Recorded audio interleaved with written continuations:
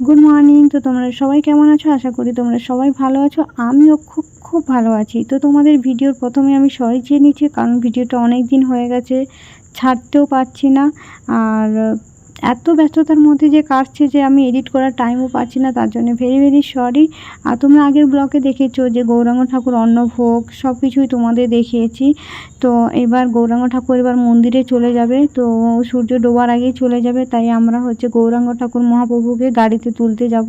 তো এবার পুরোহিত মশাই তাড়াহুড়ো করছে, কারণ মন্দিরে সন্ধ্যার আগেই ঢুকতে হবে, সূর্য ডোবার আগে মন্দিরে ঠাকুর ওখানে স্থাপিত করবে।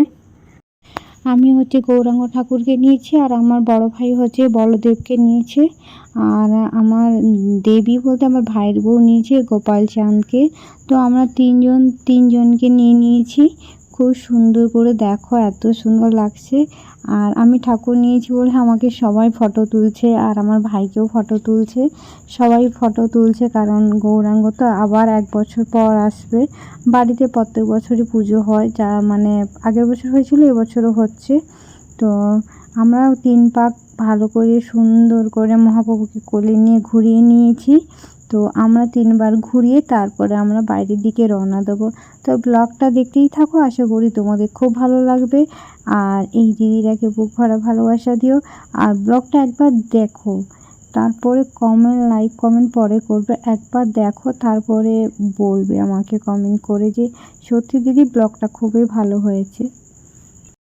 আমরা একে একে করে ঠাকুর নিয়ে চলে এসেছি, আমি, ভাই, আর ভাইয়ের বউ সবাই। আর আমার ছোট ভাই সামনেই আছে, দেখতেই পাচ্ছ।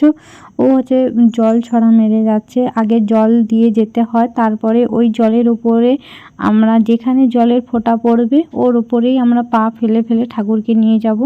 তো আমার ছোট ভাই সুন্দর করে এক এক করে সুন্দর করে জল দিয়ে গেছে, আর আমরা এক এক করে মানে পেছনে হেঁটে হেঁটে গেছি।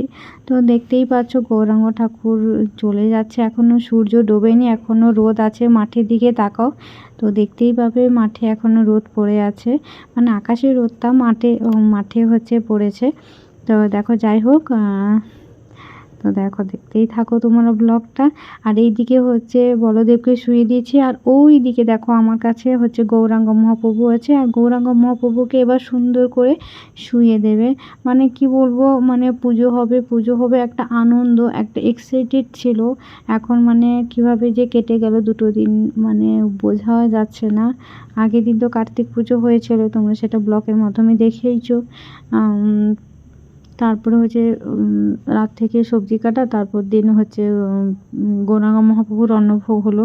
মানে 2-3 দিন কীভাবে যে কেটেই গেল বোঝাই যাচ্ছে না, যে পুজো আর পুজো শেষ। তো এত মন খারাপ হচ্ছে বলে বোঝাতে পারবো না। আর এক এক করে আত্মীয় স্বজনগুলো সব চলে যাচ্ছে।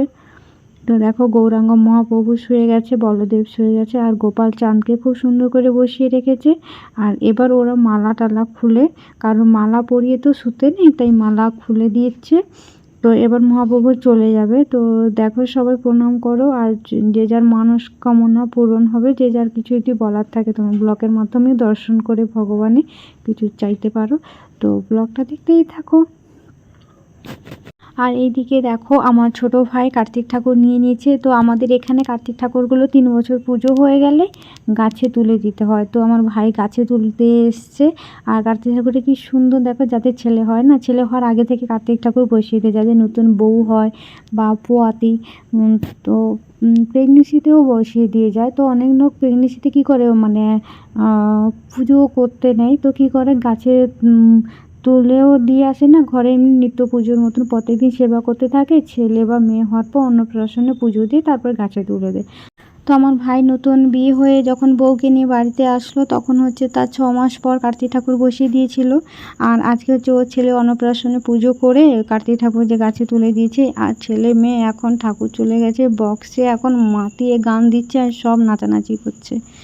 একজন গেস্ট চলে যাচ্ছে, মনটাও খারাপ লাগছে। আর বাচ্চাদের দেখো কি সুন্দর করে নাচ গান করছে।